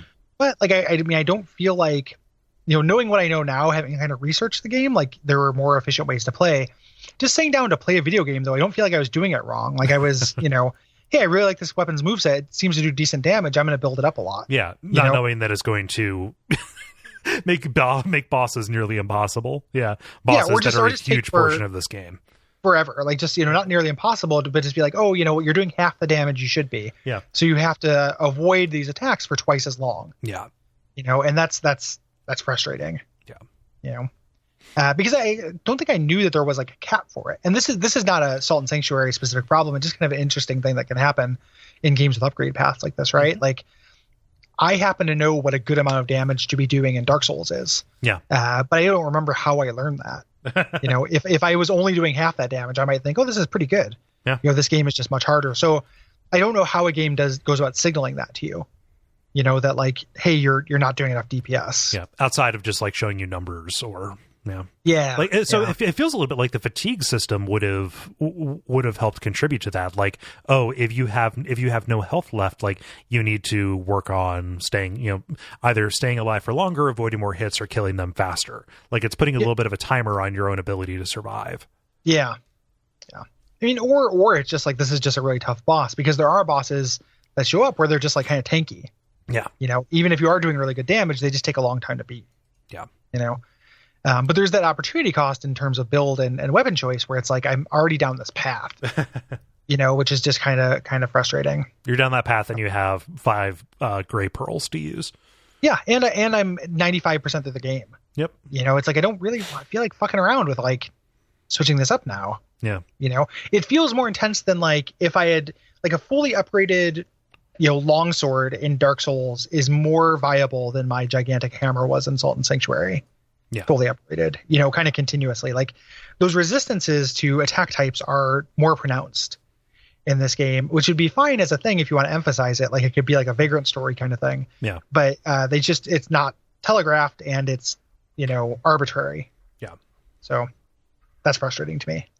I agree. Yeah, I don't like the next boss either. So just if you're getting cranky about listening to this, like it's just, this is where the end boss I think is pretty fun. Yeah. But the next 2 bosses I think are bad. So let's go through, because behind the Salt Alchemancry is the Crypt of the Dead Gods, which has a really cool visual gimmick. Like, I wish that they would have had more ideas or taken more chances like this, because gravity seems to be reversed for everything but you and the enemies. So the water falls upward. Like flows, it rains upwards and flows upwards. It looks really neat. Yep. I think. And this is the, you know, right on your way to the end, as we mentioned. It doesn't mean there aren't like 3 more bosses left, but this it's like throwing 3 bosses in the kiln of the first flame. Yeah. Essentially. It looks really neat. It's still and quiet in a way that serves the game, I think. Yes. You know, so I'll take it. Yeah. There are only 2 enemies here. We have these Crypt Keepers. Cue the laugh. Yep. Yeah. And Grave Walkers, which are these. And these are like gigantic stone golems. They have like a glowing green core at their center that kind of shoot these poison projectiles out in a spread. And they're just kind of like area denial dudes. I didn't fight any of these things. Oh yeah, you can get past them pretty quick. I rolled past everything because it's like at this point I'm desperate for this game to be over. Yeah, just Chariots of Fire is playing in the back. Yeah, in the back of the head. Just get through it. Yeah. There's a good shortcut, like finally, thankfully, to get you from the bottom to the top. You know, back to the the Sanctuary. Which is going to be useful because there is a long stairway that leads to this optional boss. Yeah. Oh boy, the Forgotten King, the Forgotten Judge, and the Forgotten Knight. So kind of cool lore wise. Yeah. Like this is the 3. Yep.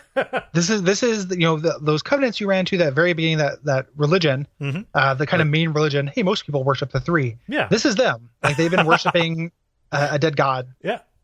this whole time. And like they're these, you know, like ruin sentinels or whatever. They're these tall skeleton dudes who just washed up here. Like they were brought here and probably just all their power was sucked out. Again, the nameless god consumes, right? Yes. The nameless god is claimed. So big thumbs up for that. Yeah, I think it's cool. Yeah. The fight itself I didn't end up beating it. I found it too frustrating. Yeah.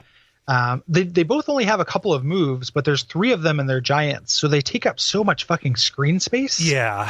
At any given time, like so much of the screen is a hurt box that like, I just found it too frustrating to suffer through, and noped out as soon as I found out it was optional. Yeah. I knew it was optional going in. I was like, well, let's go see. There might be a cool way that they articulate this. No, it's just a gank squad. Yeah. Yep. Yeah. So yeah, I don't have very much else to say other than the fact that it's kind of lore wise. Again, it's cool. Yeah. And it almost felt like a window into a cooler concept where like the entire game, like the island gathered dead gods from other religions. Yeah. Where like, oh, this is what happens when religions fail or something like that. I thought that was a cool idea. And I was like, oh, that would have been like a Planescape kind of thing, right? Yeah. Yeah. Very Planescape. And I would appreciate that. Yeah. Really? Yeah. No. yes, I would have. Okay. Yeah. No. Yeah. I'm just. Yeah, I was expressing faux surprise. I know. And I was expressing a genuine acquiescence. Yep. Yeah. I think that's a really cool idea. It is. I mean, not that the idea of the island is uncool, but this is the coolest thing they did with it, I think. Yeah. Other than just like, hey, there was a pyramid in an island, and now that pyramid is here. Ooh. The idea of the religion, everyone that the island has been working towards being a lie is super cool. Yep. Yeah. Didn't beat these guys. I don't know what you get for finishing this aside from just having that feather in your cap. You get his ear. Oh yeah. Yeah, you get the Forgotten King's ear. Ooh. Which I mean, you transmit into things, but you actually cut off his ear. So you claim your trophy. Yeah. Yep. Yeah. Not for me. I'm happy if people like it. Not for me. I haven't seen a lot of people really defending this boss fight. I don't think people think it's really good. I haven't. And there's gonna be a crew of like, it's not that hard because just use a kukri. Like, yeah. But there's not going to be, I don't think there's anybody who's like, this is an awesome fight. Yep. It's just not for me. Yeah. There we go. That is the defense. That is the bulwark that I've created. If you take another stairway, you go to the next mandatory boss, which is Kraken Dragon. Scores? You can name something anything. Right. Like you could just come up with a name. You don't have, like, what did score? Skourz. Like, come on. Scores is named after my favorite sports bar. Scores. Try to sound cool.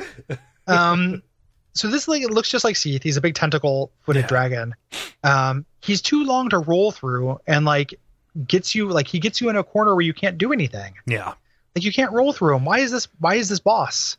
Like why would you do this in a 2D game? Like you can make the idea of a boss you just can't roll through is kind of an interesting consideration, but you can't have that with arbitrary ends on your stage. Right. Because you can't bait. He jumps when you're far away from him. If he backs you into a corner, you can't bait him into jumping. Mm-hmm. And that's the only way you'd get out of him. So he can just kind of just fuck you up. Yeah. It's so frustrating. Yeah. It's it's a little bit like a weird High Lord Volnir kind of thing where if he gets you pushed up to the end, you're fucked. You just have to manage his progression again in this super small arena. You can do things to High Lord Volnir though to knock him back. Right. Like if you engage with the boss fight and fight his bracelets, video games are great. It's a great sentence. If you fight his bracelets appropriately, he'll go backwards. Yeah. So things will happen to make him go backwards. Not that that's like the apex of boss design or anything either, but at the very least you have a avenue for recourse. Yeah. Which you don't here, and it's so silly and gamey when you try to roll through and your guy just goes and slides backwards because you didn't make it all the way through. Yep. Just why not give the player the benefit of and let them slide forward instead? Mm-hmm. Why not round up? Make them take damage, if they fail it, but still. But you end up on the other side of the boss. Yeah, still shunt them. Yeah. Yeah, just round up in favor of the player. Yeah. It's what are you? Some kind of dumb, stupid baby? It's like a bad DM. Yeah. It's And it's just an extension of the problems again of being being rocks buried throughout the entire game, you know, and the knockback and just kind of being trapped in, you know, situations that are punishing one small mistake with lots of mistakes, lots of damage. And it's not like there's that much to recommend it either. Right. So like, it's not only is it annoying, like kind of like ludicrously insufferable the way that happens, but it's not like it has a bunch of cool attacks and is like, has a cool concept behind it, or there's a lot of like tactical depth to the fight. You know, it just it's another big guy that this one breathes lightning instead of fire. And just, you know, he does a couple melees, he shoots some lightning, blah, blah, bloop, you know. Yeah. There's no pluses to it. You know, there's just these minuses. And if you didn't experience the minuses, they're still not like, you know, I think the best it can aspire to is like fine. Yeah. You know, it's another big monster boss in the middle of Salt and Sanctuary, you know. It's a big caster. You know, like that is the, you know, column A and column B. Like if you're ordering this boss on a Chinese food menu, you know, like we haven't seen that combination before. You know, most of our casters have either been very small or just kind of like very thin. You know, just like this is it's a different geometry of challenge. You know. And the reason why the caster bosses are small and thin is because they can fill the screen. It's because they fill the screen with their attacks. Yeah. You know, so mobility is necessary. Like you're fighting. And this is a boss that is like the worst of both worlds, where it's like it's filling the screen with its attacks and its body to limit mobility, which is your defense against the high damage glass cannon caster type thing. Yeah. Like it seems obvious to me. Like I understand I'm like beating a drum that like, you know, for this episode, but that just seems so basic to me. Yeah. You know, like why you wouldn't do that. But so I don't know. And he's just another Kraken. Yeah. Like, why is this Kraken here other than just like, it's been 10 minutes since we've had a boss fight, so we have to throw one in. Yeah. You know? I don't get it. Preaching the choir, man. Yeah. It's frustrating. Like this would have been a fine, like quiet, weird, serenely beautiful place to end, like lead to the boss. Yeah. You know? So. Yep. Make it like a Sanctuary Zone from Sonic 3 or Sonic 3 and Knuckles. Yeah. Salt and Sanctuary Zone. Yeah. I wasn't doing that intentionally. That just happens to be what it's named. No, I couldn't remember. I was, if I'm being fair, I know that you're on my side about this, but I was giggling because you mentioned that like everyone would know what Sanctuary Zone was. Well, people would know. People probably would know. I just wouldn't know. I'm going to look it up though, out of respect for you. That's my partner. I'm happy after 5.5 years we've gotten to that point. You've played the game. You know that, right? I'll Google image search a Sonic area for you, bro. Yeah. No, I remember this now. I just don't remember it by name. Yeah. Like I do remember. I did play the game. I remember. I know. I just didn't remember what it looked like. Yeah. Here's a cool comic with Knuckles talking to Sonic on Sanctuary Zone. Knuckles is sad and he's saying, "We're cool, right?" And Sonic has his back turned. He says, "Bite me." And Tails is falling off the cliff.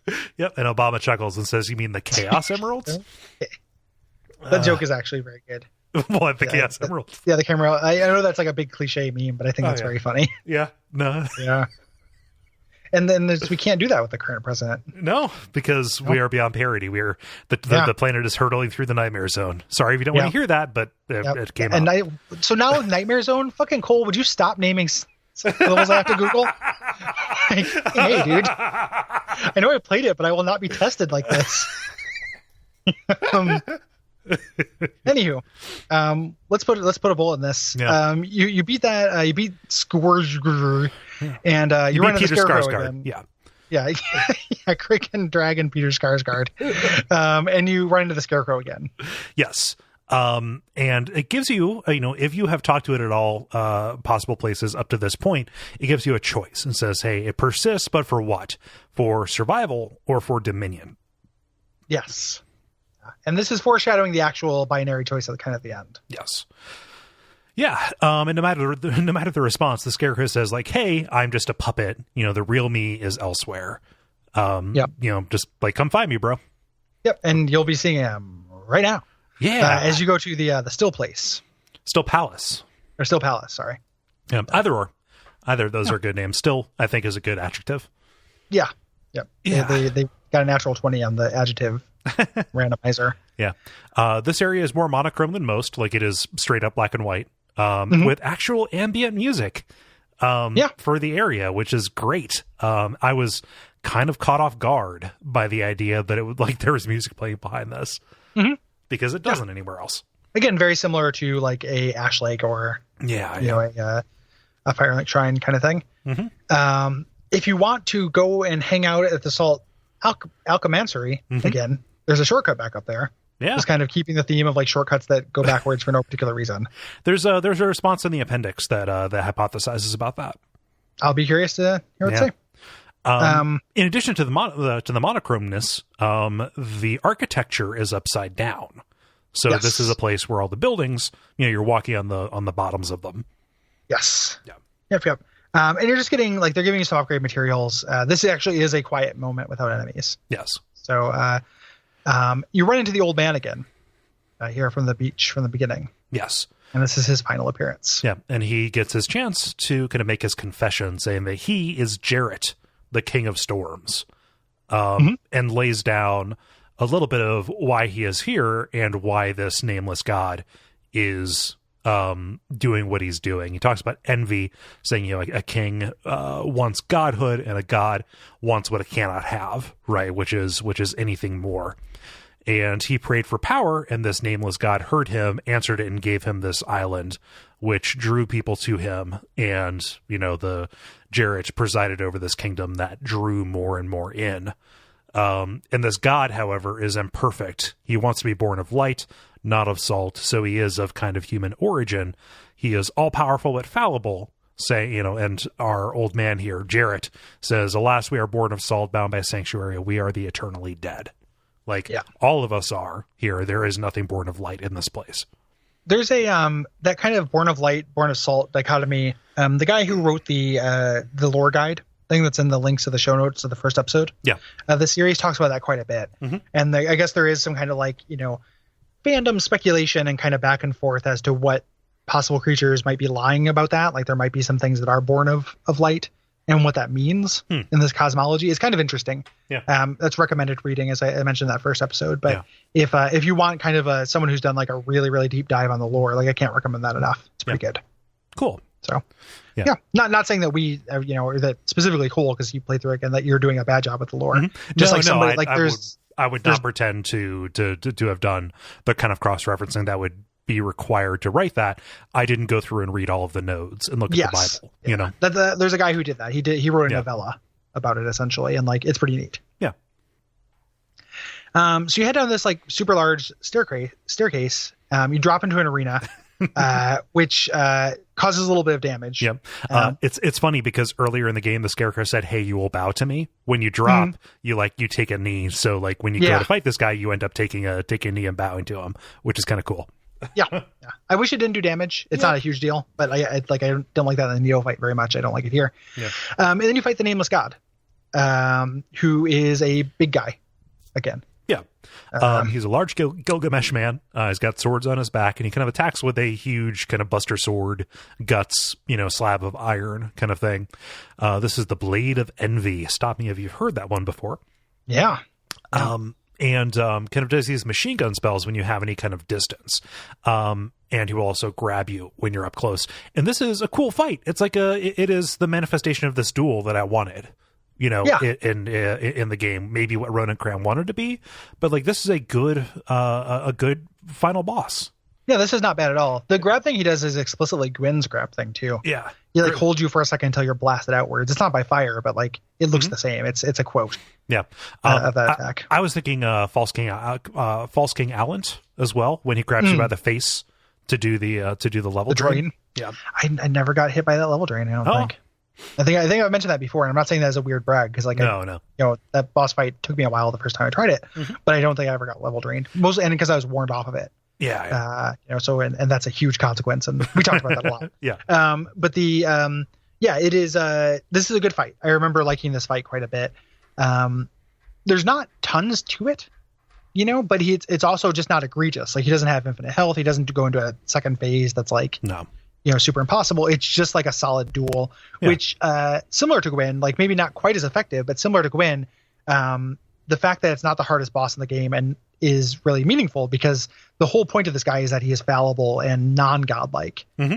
You know, he would want to be this thing that is the end boss of Dark Souls DLC 1, but instead has to settle with being, Nishandra, like, because he's fallible, right? Yeah, kind of mechanically and story wise. Mm-hmm. He's still punishing. Like, this is a very difficult fight. Like, if he gets you into a combo, he does enough damage that it is difficult to recover from. You're still running into the small arena problem in terms of getting space to do any kind of healing. To get any kind of moment for that. It does demand a level of perfection that we have criticized other bosses for demanding.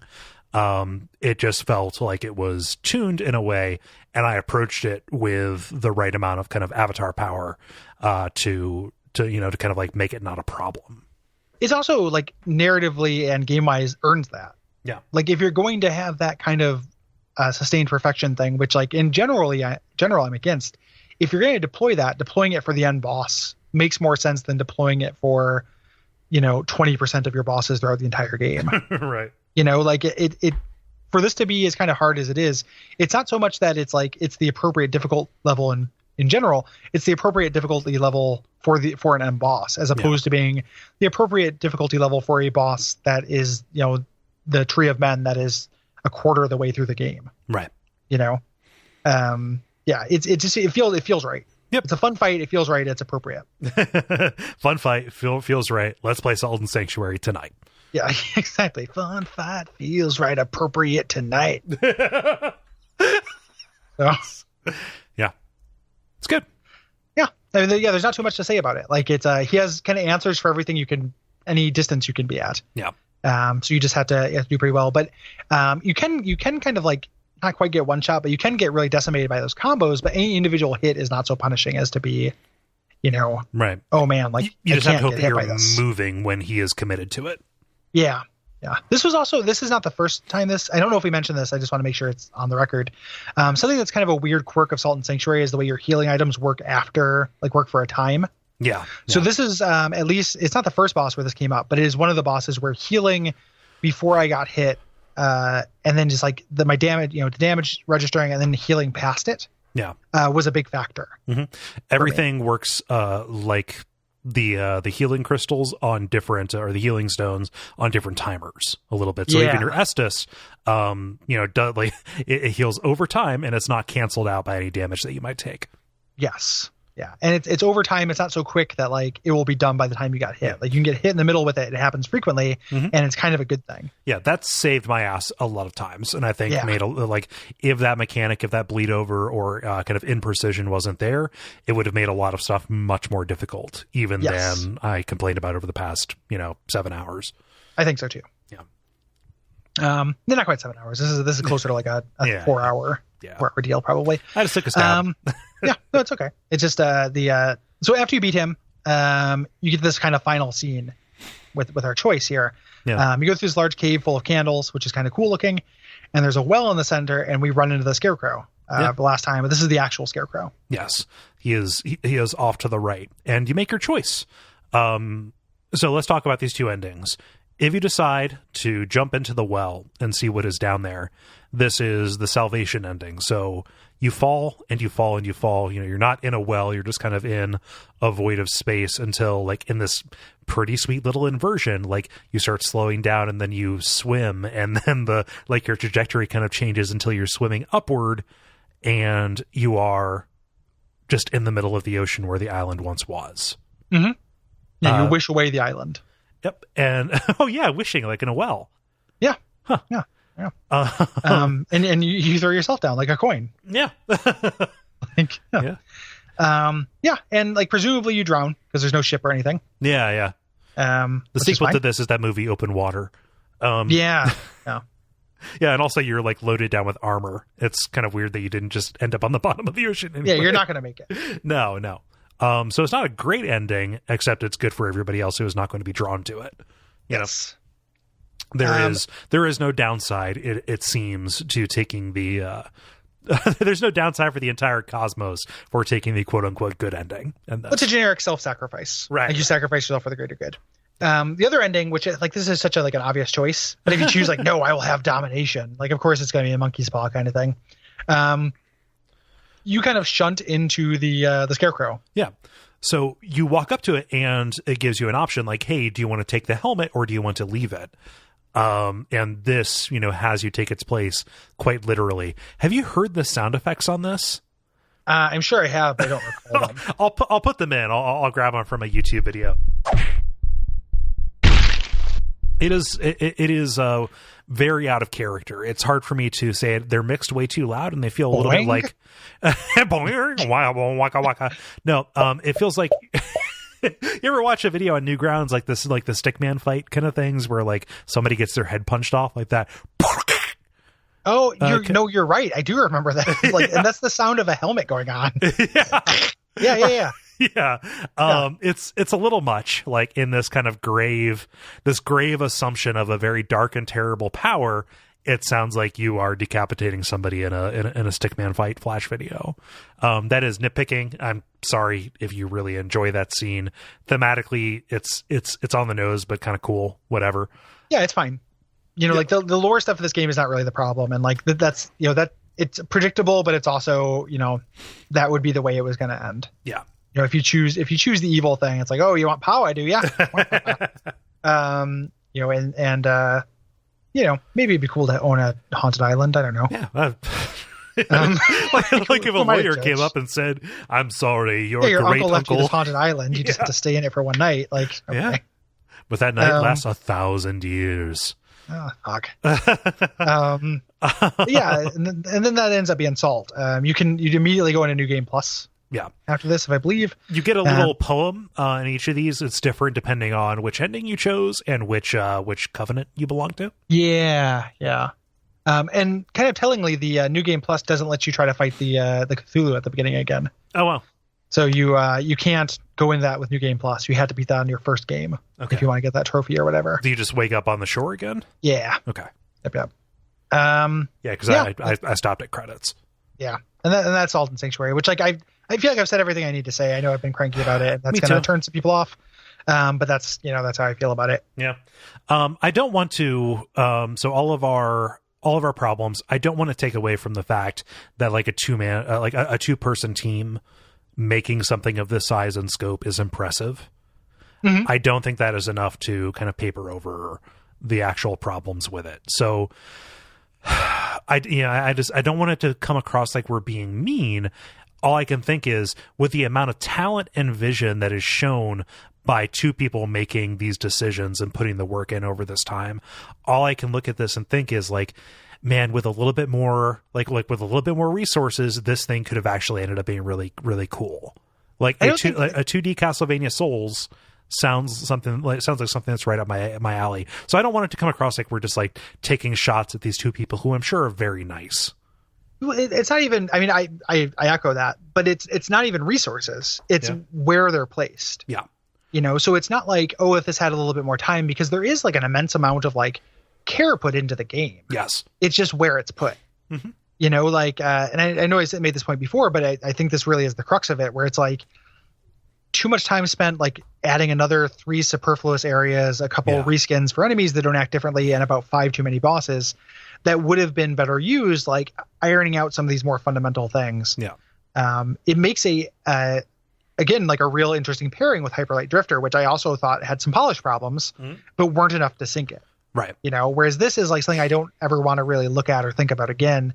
And it's because of those polish problems. Yeah. Like the actual sitting down, fighting a guy feels pretty good. Yeah. Jumping around feels pretty good.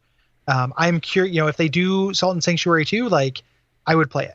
Yeah. I would give it a shot because like there are enough things that are interesting and I would want to think that they switch these things. Mm-hmm. I don't know if they would though, because like one of the things that's true is that a lot of people really like this game. Yeah. We are in the minority of that, and what that says, who knows? Mm-hmm. It's something where like, we are both kind of unquestionably huge Dark Souls fans, but the people who are Dark Souls fans who make games and that don't always value the same things we do. Right. And that's one of the things about Souls-like season seems to be revealing, is that like, I think these people love Dark Souls. I'm not trying to fake fanboy them or anything like that. Like, no, they just love something different.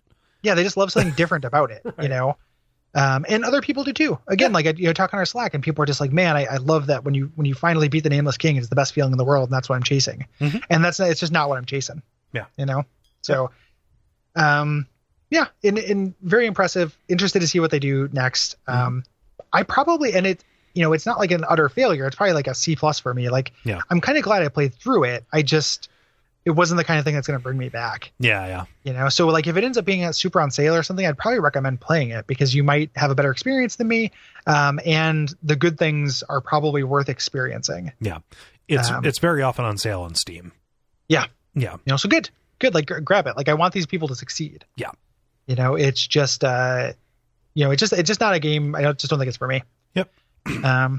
And I appreciate people who, even if it is a bummer to hear us be negative, like, took this journey with us, because it is, part of it is getting the poison out. Yep. And then part of it is like, every time something kind of takes after Souls and misses the mark, in my opinion, it makes me understand more about what Souls does that I think is special. Agreed. Which is valuable to me at the very least. Yeah. Next episode, so it's too late if you have anything to say about Salt and Sanctuary. We're recording that appendix episode now. Right. If you have anything to say about Dark Mouse, hit us up. Yes. At duckfeed.tv/contact, or Duckfeed.tv app. Yes, Duckfeed.tv/contact. Jesus. Yes. That is a very tough game, but also has some things that are worth recommending it, I think, as well. Yeah. So give that a shot if you haven't yet. Yes. It's interesting. Yeah, I'm curious about it. I'm curious, much in the way that a 2D Dark Souls was interesting. A top-down Dark Souls also sounds kind of crazy to me. So it does. It is like it runs into some problems with that adaptation. It makes the like really smart decision of giving you a map though, which like obviates a lot of the problems in navigation. Like you just pull up a map from the menu anytime you want, and like that's huge. It actually, the biggest place where it falls down is the getting around things. Because something about that top down and how zoomed in you are and how fast things are and aggressive they are, it is nearly impossible to run past something without fighting it. They kind of address that with denser bonfires than you would have in Dark Souls, but it is still very frustrating that you have to, doing a boss run in that game can be very frustrating because you will fight everything on the way to the boss. Bleh. Which ultimately killed it for me on my first run around when we covered it for Check It Out Comrade, but I'm giving it another shot now and trying to do it in good faith. Yeah. So but it's going to be one episode. We're not committing to beating that or anything. It may be like a review. Right. So. Yep. And then after that, please extend us a little bit of grace. Things are very much up in the air at this point. We're not ready to commit to what the actual order of things are or will be. Watch our social media for any future details about kind of what's coming up. When it comes to things that we're covering on the show for this season, very much so, like just pin everything around the DLC and how big that is, how many episodes that will be, etc. How long we'll need to beat it. Yeah. Things like that. Like we'll have to get through it and stuff. I actually found out that the From released like where they want you to be for that. So they want you to have be at least to Lothric Castle. Okay. Which is encouraging because I was worried that it would be like an end game thing, and I would have to like, since you're going to the, presumably to the Sable Church, right? I was worried that you had to like be the king of Hollows, yeah, to get to it, which I don't think my current playthrough is. No, but I don't think you do. I think it's just it'll probably be friendlier than that. Cool. And having it be, I mean, if I thought the first DLC was very difficult and they had you do it at like the cathedral, which is pretty early on. Yep. Good thing I have an end game character for this thing. They have you at the near end game. Right. Yeah. I've got a couple of those actually. So this will be good. I'm looking forward to it. It's been long enough since I played Dark Souls 3 where it's like, now I want to see some new Dark Souls 3 stuff. Yeah. And then after that, like I said, keep an eye on social media. We'll talk about what we do. Yep. This episode of the show and like all of our episodes brought to you by our patrons at patreon.com/Duckfeed.tv. Yeah. And one of the tiers, if you give us enough money, we thank you on air. Yeah. So I'd like to extend a thanks to Zane Relithfjord. Yeah. What a good name. It is a really good name. Great. We're kind of continuing this cavalcade of people who have been fans and been around for a very long time. Zane's great. Yeah. Going to Jackson McCarthy Huggan, somebody we've met at PRG, if I'm correct. Yeah. Great name as well. Yeah. Canadian guy. Ran into him just randomly at the first PAX I went to. Oh, wow. He kind like we were out. We went to a meetup for. It might have been like a Polygon meetup. Okay. But it was not like a website I really read at the time, so I didn't really know anybody there. And he was there by himself, and we just kind of like started chatting, and then he like hung out with us for the rest of the night. We went to karaoke, and it was super cool. Like it was just like, oh, it was like a, here's a dude. And then is he was he X-Men t-shirt guy at a Lovecraft bar? No. Okay. No, he was came up and gave us advertisements for that weird Canadian tire place. Like he gave us tire bucks. I forgot about that. Yeah. So that's Jackson. Yeah. So yeah, he's a great dude. Yep. Brandon Goodrich as well. Thank you, Sorry, Brandon. I took your turn again. Somebody who's been around for a good while. It's quite all right. We can. It's not, I don't mind. Why would I mind that I get the honor to say Mike Niehaus? Yeah. Thank you, Mike. Yeah, Thanks, Mike and Brandon. Yeah. And thank you, Sean. Thank you, Sean Franson. Again, another person that we meet at PRGE and have stories about and have done karaoke with. Yeah. Sean's a great dude. Yeah. So thanks, guys. We really do appreciate it. If you would like to be thanked on air, or if you would like to get a host of other kind of bonuses, or just support your boys, you can head on over to patreon.com/Duckfeed.tv. Yep. And do so. Yep. At the time you're hearing this, Duck Spring is still going on. Yes. So it's going to continue. So if you're listening to this on early release on Saturday, you're going to have a chance to watch a bunch of people do some streams. If you're listening to it on Sunday, you have a little bit of a chance. You actually are most likely to catch the full run through of Chrono Trigger that some community folks are doing. But yeah, what is Duck Spring, Gary? Duck Spring is so every fall we do a live stream event for the Transactive Gender Center. Our community stepped up and said, like, hey, we want to do that as well. So in the spring, on the opposite side of the calendar, they do a version of it. So Kole and I are tangentially involved. We're doing kind of short shifts, but it's mostly people from the our Slack channel, which you can join if you become a patron, streaming for charity. Yeah. They have a bunch of cool stuff. I think the first 25 people who donate $50 or more, I believe, get a T-shirt. Yeah. They're getting a random Duckfeed T-shirt. And it is, of course, for a good cause. It is for the Transactive Gender Center, which is an amazing place. Yeah. So go to duckfeed.tv/duckspring to check out details. You can see a schedule there. Gary, you will have already streamed by the time this comes out. If you're listening on early release, you can watch me play RimWorld on Sunday morning. Taking a break from my usual survival horror, I want to watch people see my managerial incompetence as I get a lot of people killed. Yes. Yeah. Also, at the time you're hearing this, I know this is a large admin section, but bear with us. The Kickstarter for Atomic is going on. That is my second book. Yep. The URL is a nightmare because of Kickstarter. But if you just go to my Twitter at GARYBUH, Gary Buh, you can see it as the pinned tweet. That still has a few weeks to go. The response has been really good so far. We're a week in, and we're at 80%. Mostly funded. Awesome. So I'd really like to, I would love to make that, and can do so with your help. If there's any feedback on the Kickstarter, any tiers you would like to see, there's been some interest expressed in a tier that includes Souls of Darkness. That will be a little spendy because they'll be shipping from 2 different places, but I might do that. Okay. So if it's something like that you want to see, let me know. Hit me up on Twitter and tell me. And it doesn't cost me anything to make one of those tiers. So if I make it and even one person does it, like, great, Yahtzee. Yeah. So let me know. Yep. Also, with the charity thing, I want to say thank you to everybody who bought the Diggity Duck bundle. We have sold, as of the time of recording, 195 of those, netting $3,215 for 3 great causes. So thank you for everybody who has gone to duckfeed.tv/store and checked that out and got special episodes of all the shows across the network. Absolutely. Yeah, we really do appreciate it. Yeah.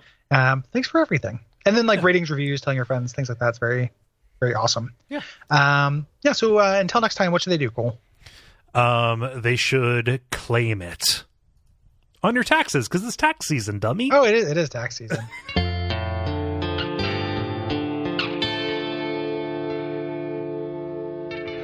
And we all pray that we will have far more soon.